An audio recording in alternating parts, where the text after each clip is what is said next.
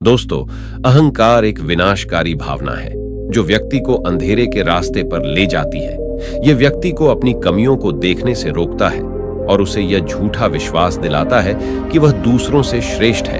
अहंकारी व्यक्ति हमेशा दूसरों से बेहतर होने का दावा करता है और वह कभी भी अपनी गलतियों को स्वीकार नहीं करता है। यह अहंकार किसी भी व्यक्ति को दूसरों की सलाह और आलोचना अन्य देखा करवाता है, दूसरों की राय को सुनने के लिए तैयार नहीं रहता है और वह हमेशा अपने ही हिसाब से काम करना चाहता है, जिससे वह सीखने और सुधार करने के अवसरों से वंचित रह जाता है।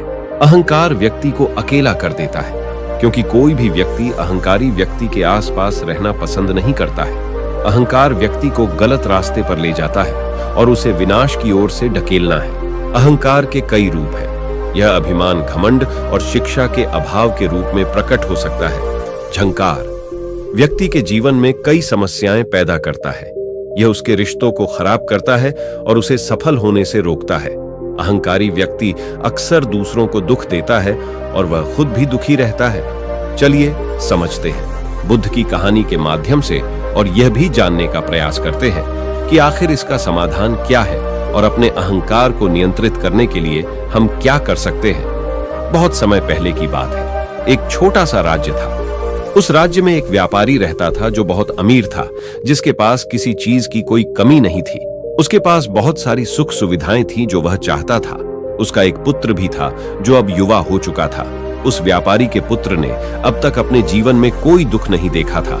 जो भी वह चाहता था वह व्यापारी उसे सब कुछ लाकर दे देता था, जिस कारण उसे अपने जीवन में किसी प्रकार के दुख का अनुभव अब तक नहीं किया था। उस व्यापारी के पुत्र के कई सारे मित्र भी थे। उसके पास अथाह संपत्ति थी। धन दौलत की उसके पास कोई कमी नहीं थी। लेकिन एक दिन अचानक वह व्यापारी बीमार पड़ गया और देखते ही देखते उसकी बीमारी ने उस पर पूरी तरह से पकड़ बना ली थी। वह व्यापारी अपने जीवन की आखिरी सांसें गिन रहा था। अब उस व्यापारी को यह प्रतीत होने लगा था कि वह नहीं बच पाएगा। उसका अंतिम समय आ चुका है। इसलिए उसने अपने पुत्र को अपने पास बुलाया और उससे कहा, बेटा, तुमने आज तक केवल सुख ही देखा है। तुम्हें जो कुछ चाहिए था वह मैंने सब कुछ तुम्हें लाकर दिया, इसलिए तुमने आज तक दुख का अनुभव नहीं किया। दुख क्या होता है यह तुम्हें पता तक नहीं, और इसी बात की चिंता मुझे खाए जा रही है कि जब तुम्हारे पर दुखों के बादल मंडराने लगे तो तुम सह नहीं पाओगे। इसलिए आज मैंने तुम्हें यहाँ पर बुलाया है। मैं बस आखिरी समय पर तुमसे यह कहना चाहता हूँ कि तुम सावधान रहना। मेरी मृत्यु के बाद तुम्हारे अपने ही तुम्हारे दुखों का कारण बन जाएंगे। इतना कहकर वो व्यापारी मृत्यु को प्राप्त हो गया। उस व्यापारी का पुत्र अपने पिता की मृत्यु पर बहुत दुखी था। वो रो रहा था। तभी उसके पास उसका एक मित्र आए और वह उसे समझाते हुए कहता है, मित्र, तुम रो क्यों रहे हो? तुम्हारा पिता ही मरा है, लेकिन तुम्हारे पास तो अब भी यह सारी धन दौलत है, यह सारी संपदा है कि सारी संपत्ति तुम्हारी ही तो है। अब तो तुम उन चीजों का भी आनंद ले सकते हो जिनका आनंद तुमने अपने पिता के रहते नहीं ले पाए। अपने मित्र की यह बात सुनकर वह बड़ा प्रसन्न हुआ और उसे भी इस बात का एहसास हो चुका था कि उसके पास अथाह संपत्ति है, धन है, दौलत है, जिसकी मदद से वह अपना जीवन खुशी खुशी बिता सकता है। लेकिन इसी धन संपदा के कारण वह अब बुरी आदतों का शिकार भी हो चुका था। हर प्रकार का नशा करने की आदत लग चुकी थी। जहां उसका मन करता वो वहां चला जाता। जब भी उनका मन करता वह किसी को भी अपने घर बुला लेता, फिर चाहे दिन हो या रात, जो भी उसका मन करता वह खरीद लेता, क्योंकि उसके पास संपत्ति थी। और तो और उसके पिता का सारा व्यापार भी अब उसी के हाथों में था और अब वह बहुत खुश था। वह अपने जीवन को अपनी मर्जी के हिसाब से जी रहा था।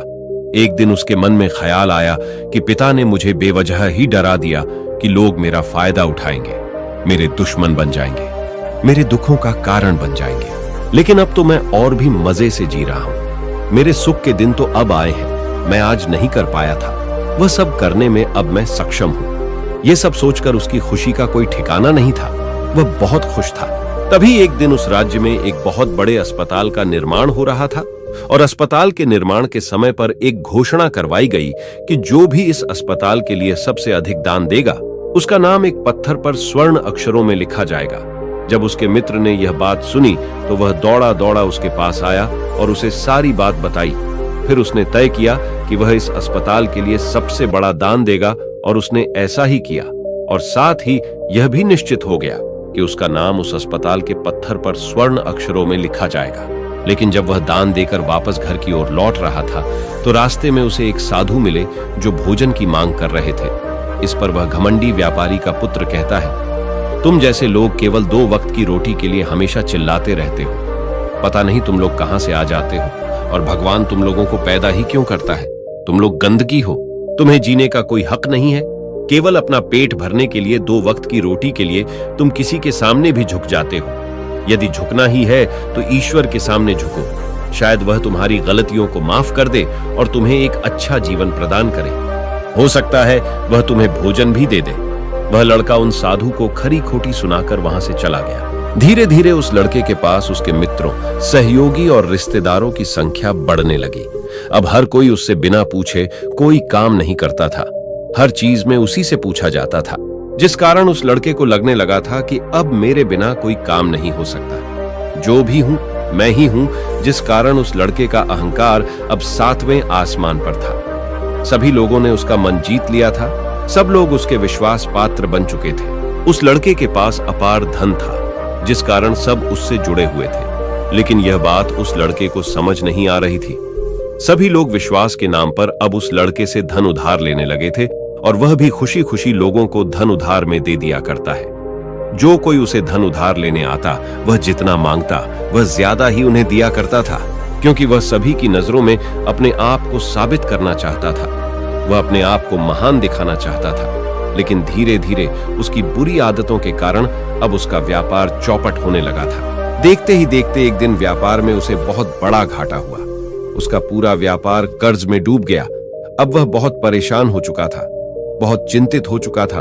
उसे यह समझ नहीं आ रहा था कि आखिर यह सब क्या हो रहा है। मेरे पास तो कुछ समय पहले अपार धन था और आज मेरे ऊपर बहुत बड़ा कर्जा है जिसे मुझे चुकाना ही होगा। तभी उसे उधार दिया हुआ धन याद आया, जो कि अपने मित्रों और सहयोगियों को दिया था, अपने रिश्तेदारों को दिया था। उसने सभी से वह अपना दिया हुआ कर्ज वापस मांगना शुरू किया, लेकिन किसी ने भी उसका दिया हुआ कर्ज उसे वापस नहीं दिया, बल्कि लोगों ने उसे दुत्कार कर वहां से भगा दिया। वह एक एक करके सभी के पास गया, लेकिन किसी ने उसकी कोई मदद नहीं की। देखते ही देखते उसका सब कुछ बिक गया था। अब उसके पास कुछ नहीं था। वह अब सड़क पर आ चुका था। तभी वह यह सोचने लगा कि वह अपने सुख के दिनों में मैं यह नहीं जान पाया कि मैं अपने शत्रुओं से घिरा हुआ हूं। मेरे पिताजी सही कहते थे कि मेरे अपने ही मेरे दुखों का कारण बनेंगे। पिताजी, आपका धन्यवाद, लेकिन मैं आपकी बातों को समझ नहीं पाया और आज देखिए क्या हो गया। वह सारा दिन यहां से वहां भटकता रहा और सोचता रहा कि अब आगे क्या होगा। वह कैसे खाएगा, कहां रहेगा। उसे अपने पिता की याद सता रही थी। वह उन्हें याद कर करके रो रहा था। उसकी आंखों से आंसू बह रहे थे, लेकिन अब बहुत देर हो चुकी थी और अब वह यहां से वहां भटकता रहा और अब उसे धीरे धीरे भूख भी लग रही थी। उसने सोच कि मैं उसी अस्पताल पर चलता हूं जहां पर पत्थर पर मेरा नाम स्वर्ण अक्षरों में लिखा गया है। मैं जाकर वहां पर कुछ मदद मांगता हूं। वह वहां पहुंचा और वहां के मालिक से वह कहता है, आपने मुझे पहचाना, मैं वही हूं जिसने इस अस्पताल को सबसे बड़ा दान दिया है और मेरा नाम इस अस्पताल के पत्थर पर स्वर्ण अक्षरों में लिखा गया है। हालांकि इस समय मेरी हालत कुछ खराब है और मेरे पास खाने के लिए भी कुछ नहीं है। क्या आप मुझे कुछ भोजन दे सकते हैं? मैं भूखा हूं, मुझे बहुत जोरों की भूख लगी है। मेरे अपनों ने मुझे धोखा दे दिया। हाँ, क्या आप मुझे कुछ भोजन दे सकते हैं? तभी मालिक कहता है, भिखारियों को भोजन इस अस्पताल के बाहर दिया जाता है। अस्पताल के अंदर नहीं जाओ और जाकर बाहर बैठ जाओ। और रही बात तुम्हारे नाम की, तो भिखारियों का नाम अस्पताल के पत्थर पर स्वर्ण अक्षरों में नहीं लिखा जाता।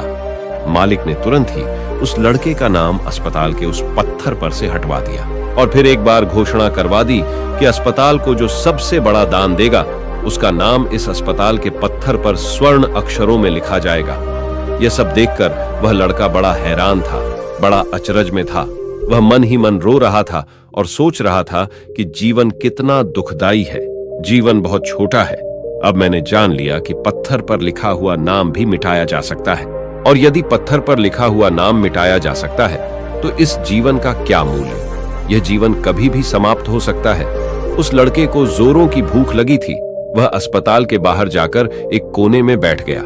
लोग आते रहे और भिखारी को कुछ ना कुछ दान देते रहे, लेकिन उसकी हिम्मत ही नहीं हो रही थी कि वह भीख मांग सके और ना ही भिखारियों में बैठना चाहता था। देखते ही देखते दोपहर से रात हो चुकी थी, लेकिन अब तक उसे कुछ भी नहीं मिला था।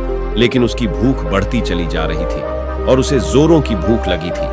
पहली बार उसने अपनी भूख को जाना था, अपने पेट की इस आग के बारे में जाना था, और भूख के कारण वह इतना परेशान हो चुका था कि उसने तय किया कि वह अस्पताल से ही कुछ चुरा लेगा और उसे खाकर अपना पेट भर लेगा। जैसे ही वह वहां से उठता है, तभी वहां से वह साधु गुजर रहा था जिसे उस लड़के ने बहुत खरी खोटी सुनाई थी। वह साधु उस लड़के के पास आकर कहते हैं, बेटा, हम पहले भी मिल चुके हैं। वह साधु भिक्षा से वापस लौट रहे थे।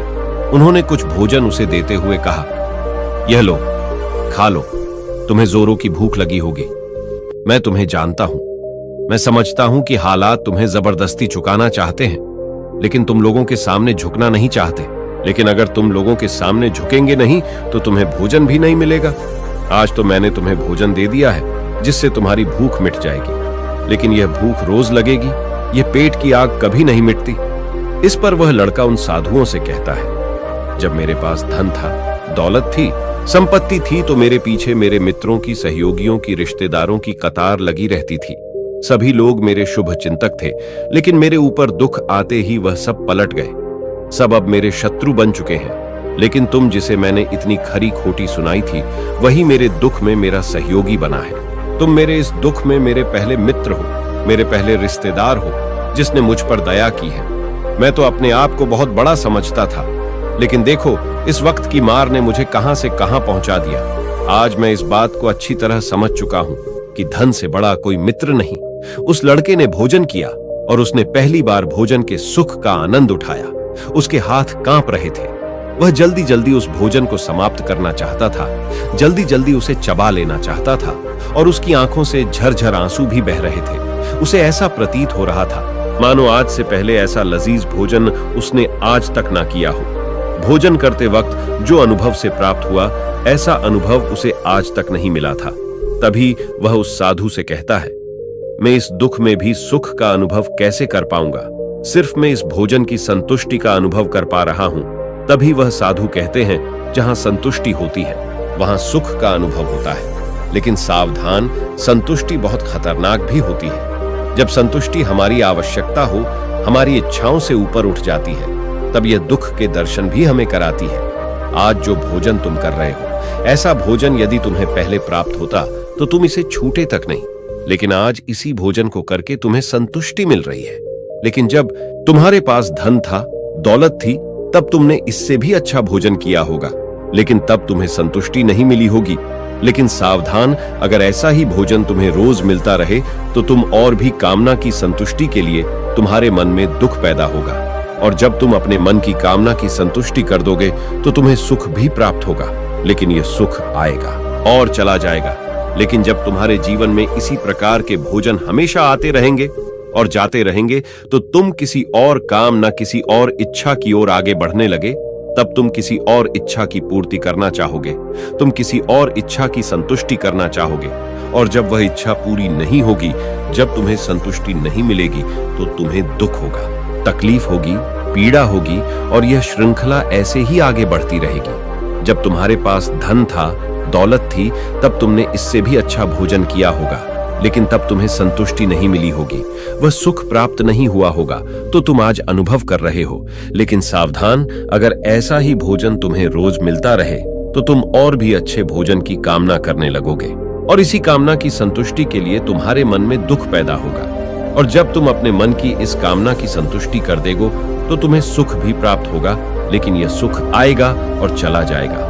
और जब तुम्हारे जीवन में इसी प्रकार के भोजन हमेशा आते रहेंगे और जाते रहेंगे, तो तुम किसी और कामना, किसी और इच्छा की ओर आगे बढ़ने लगोगे। तब तुम किसी और इच्छा की पूर्ति करना चाहोगे, तुम किसी और अच्छा की संतुष्टि करना चाहोगे, और जब वह इच्छा पूरी नहीं होगी, तब तुम्हें संतुष्टि नहीं मिलेगी। जब तुम्हें दुख होगा, तकलीफ होगी, पीड़ा होगी, और यह श्रृंखला ऐसे ही आगे बढ़ती चली जाएगी। तुम हमेशा सुख के पीछे भागोगे, लेकिन दुख तुम्हारे पीछे यूं ही भागता रहेगा। तुम सुख को पकड़ना चाहोगे तो तुम्हें पकड़ना चाहेगा। इसी प्रकार यह प्रक्रिया यूं ही निरंतर। तभी साधु अपने थैले में से एक सोने की थैली निकालकर उस लड़के के हाथ पर रख देता है। तभी वह लड़का उस साधु से कहता है, हे महाराज, आपके पास इतना धन कहां से आया?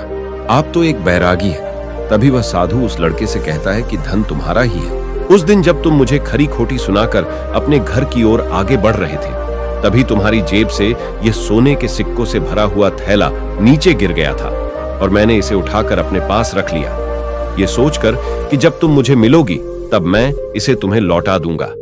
लेकिन उस दिन के बाद से आज तुम मुझे मिले हो, इसलिए आज तुम्हें लौटा रहा हूं। ले लो, यह तुम्हारा ही है। इस पर वह लड़का कहता है, हे महाराज, इसी धन के लिए तो मुझे मेरे मित्रों ने, मेरे सहयोगियों ने, यहां तक कि मेरे रिश्तेदारों ने भी मुझे धोखा दिया। लेकिन आप पहले शख्स हैं जो मुझे ये धन लौटा रहे हैं, और वहीं पर जो कर्ज मैंने अपने मित्रों, अपने सहयोगी, अपने रिश्तेदारों को दिया था, अपने बुरे समय पर उनसे मांगा तो उन सभी ने वह धन देने से मुझे मना कर दिया। कईयों ने तो मुझे खरी खोटी सुनाकर अपने घर से धक्के मारकर निकाल दिया। लेकिन आप महाराज पहले शख्स हैं जिन्होंने मेरे बुरे समय पर मेरा साथ दिया है। मेरा ध्यान मुझे वापस लौट आया। मैं आपकी सहायता के लिए आपका आभारी हूं। मैं इस धन से अपना व्यापार फिर से शुरू करूंगा और इस व्यापार को नई ऊंचाइयों तक ले जाऊंगा। तभी वह साधु उस लड़के से कहते हैं, हमें कोई दुख नहीं देता, बल्कि दुख के कारण तो हम स्वयं ही होते हैं। हम स्वयं ही खुद को धोखा देते हैं। सुख में हम भ्रमित रहते हैं। हमें यह पता नहीं चलता कि हम सही कर रहे हैं या गलत, और इसी प्रकार हम एक माया जाल में फंसते चले जाते हैं, क्योंकि सुख में हम अपनी आंखें बंद करके बस उस सुख का आनंद लेते हैं और हम किसी चीज की तरफ ध्यान नहीं देना चाहते। हम नहीं जाना चाहते कि जीवन मीठा है तो कड़वा भी है, सच है तो झूठा भी है। सुख में हम केवल अपने अहंकार को बढ़ावा देते हैं। यह अहंकार व्यक्ति को गलत रास्ते पर ले जाता है और उसे विनाश की ओर धकेल देता है, व्यक्ति को अंधा बना देता है। अगर हम देखें तो विनम्रता एक ऐसा गुण है जो व्यक्ति को सफलता की ओर ले जाता है। ये उसे दूसरों से सीखने में मदद करता है और उसे अपनी कमियों को स्वीकार करने की शक्ति देता है। अहंकार को त्याग कर विनम्रता को अपनाना ही सफलता और खुशी का मार्ग है। विनम्रता हमें अपनी कमियों को स्वीकार करने और उन्हें सुधार करने की शक्ति देती है। यह हमें दूसरों से सीखने और उनके अनुभवों से लाभ उठाने के लिए प्रेरित करता है। विनम्र व्यक्ति दूसरों का सम्मान करता है और उनके विचारों को महत्व देता है, जिससे वह एक अच्छा मित्र और सहयोगी बन जाता है और वह कभी भी किसी को नीचा नहीं दिखाता है। इसलिए अहंकार से बचना चाहिए और अपने अंदर विनम्रता का भाव रखना चाहिए। अहंकार विनम्रता के बीच का अंतर तुम्हारी कहानी के माध्यम से समझा जा सकता है। तभी इस पर वो लड़का कहता है, आप ठीक कहते हैं। जब मेरे पास धन दौलत थी, संपत्ति थी, तब मैं अंधा हो चुका था। मैं किसी चीज पर ध्यान नहीं देता था। मैंने उसे अपने इन दोनों हाथों से लुटाया है और आज जब वह मेरे पास नहीं है, तब मुझे उसके जाने का एहसास हो रहा है। और अब जबकि मैं इन दुखों से जूझ रहा हूं, तब जाकर मेरी आंखें खुली हैं। विनम्रता हमें अपनी कमियों को स्वीकार करने और उनमें सुधार करने की शक्ति देते हैं। यह हमें दूसरों से सीखने और लोगों से लाभ उठाने के लिए प्रेरित करता है। जो व्यक्ति दूसरों का सम्मान करता है, विचारों को महत्व देता है, जिससे वह एक अच्छा मित्र और सहयोगी बन जाता है। मैं यह भी जान पाया कि कौन मेरे साथ और कौन मेरे खिलाफ, और यह जो ज्ञान दुख द्वारा मुझे प्राप्त हुआ है, ये ज्ञान मैं हमेशा अपने साथ रख लूंगा। अपने सुख में भी अब से अपनी आंखें खुली रखूंगा। इस कहानी से हमें यह सबक मिलता है, अहंकार हमें विनाश की ओर ले जाता है। उसला हमें हमेशा विनम्र रहना चाहिए और दूसरों से सीखने के लिए तैयार रहना चाहिए। विनम्रता ही सफलता का मार्ग है। दोस्तों, उम्मीद है कि आपने आज की इस वीडियो से जरूर कुछ ना कुछ सीखा होगा।